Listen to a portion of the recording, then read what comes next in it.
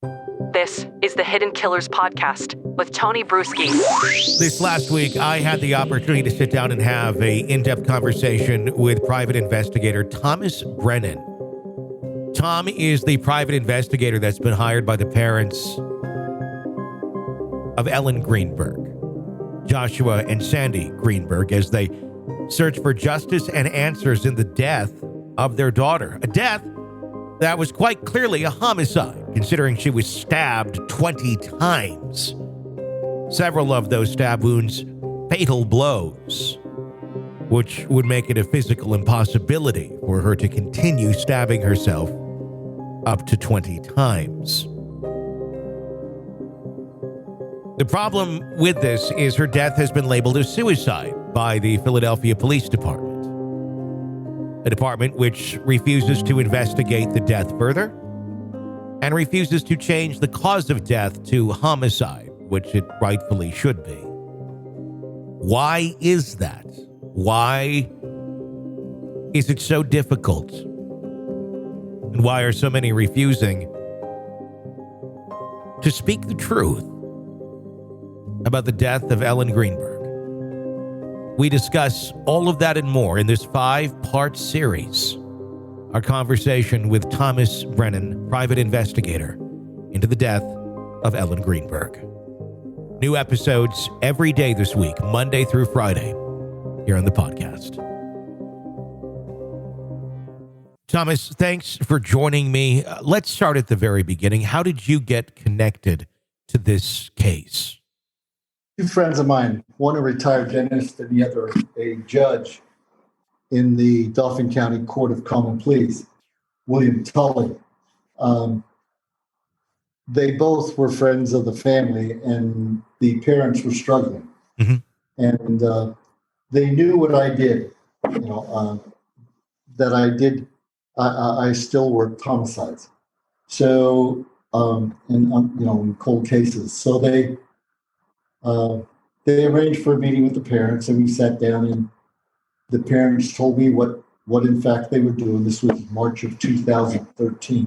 Mm-hmm. And they provided me with the documentation and some photographs that they had, scene photographs that were taken by the medical examiner's investigator. And I told them, I said, well, give me a chance to take a look at these, and then I'll get back to you. We did, I did. I got back to them, and I told them, I said, well, in my opinion, it in fact is a homicide. Mm-hmm. And they said, well, the father, Josh, he's a character. He said, well, what's this going to cost me? And I said, well, I don't make money on somebody else's grief. I said, if you covered my expenses going to Philadelphia, I said, and back, I said, that'll be it. Sure. You don't have to worry about my time. And that's the way it's been. And that's how I got involved in it. This is obviously a very troubling case for obviously many reasons. One of the first, most obvious being the likely physical improbability or impossibility that Ellen could have stabbed herself 20 times and made it through 20 times and still survived long enough to do that. When you initially heard about this case and you saw some of that evidence and you heard the story, if we're just focusing on the manner of death, what was going through your mind when you learned about it first being looked at as a homicide, then a suicide, homicide back to suicide? What was your reaction to that? I started looking at it, and I'm looking at the crime scene, and there's, first of all, I understand what, the parents told me that, the fiance broke into the apartment, et cetera, et cetera. Mm-hmm.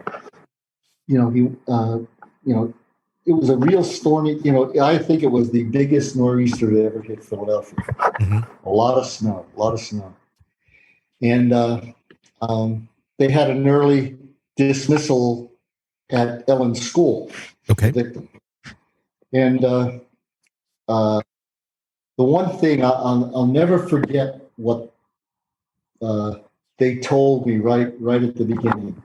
There were a series of phone calls, about probably 10 or 15 calls, all outgoing, and started with a code. And they said, "Look at this. See how she was evidently she was really having a problem here. Look at all these phone calls." I said, "Did anybody ever call them to see who they were?" They said, "No." So I started calling them. Sure. They were the parents of the children in her classroom. Okay. Yeah. And the code was that they didn't show where they were coming from. They didn't show Ellen's cell phone number. That's all it was. Sure. So, that's how things started. And then you take a look at the crime scene itself. The photograph, there are no police photographs. I can tell you that right now of the crime scene. The Philadelphia Police Forensics Unit was never at the crime scene. Why? Okay. I mean, wouldn't this just be a common sense thing to do with someone who's been stabbed 20 times?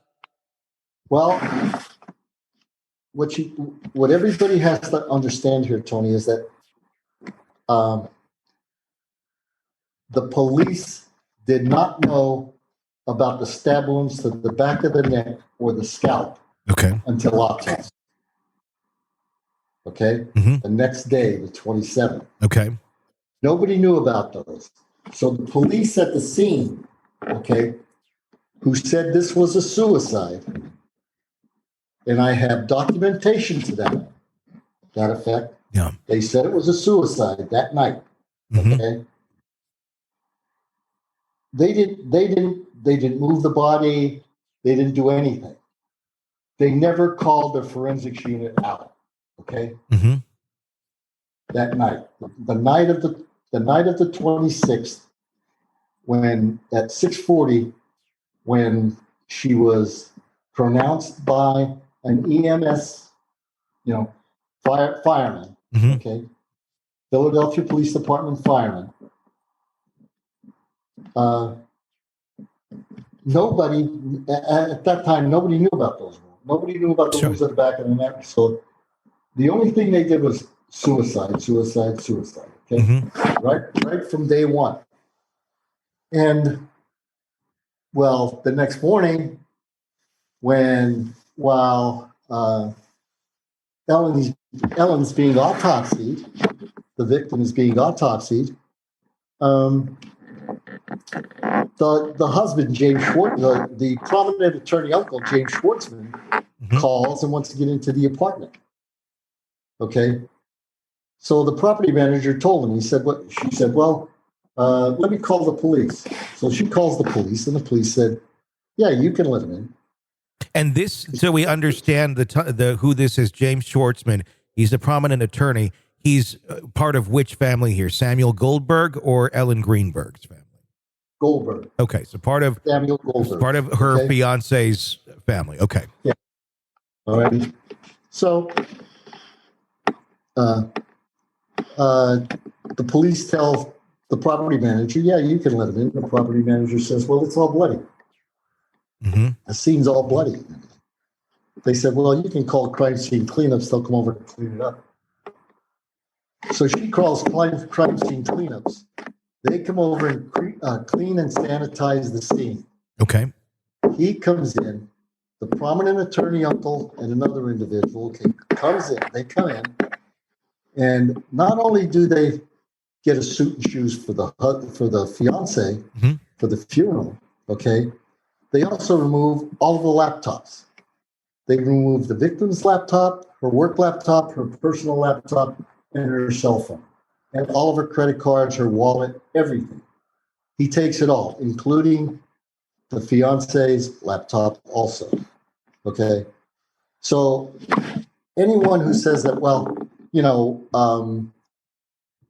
anything that comes out those laptops at all in the future can be challenged. Okay. Because the police should have seized those right at the scene, but they didn't. They left them. Is that because they were still thinking of this as being a suicide, so there wasn't a lot of oversight or take them all? Okay. Yeah. And I have, like I said, I have an incident memo by a uniformed police officer that was at the scene, okay?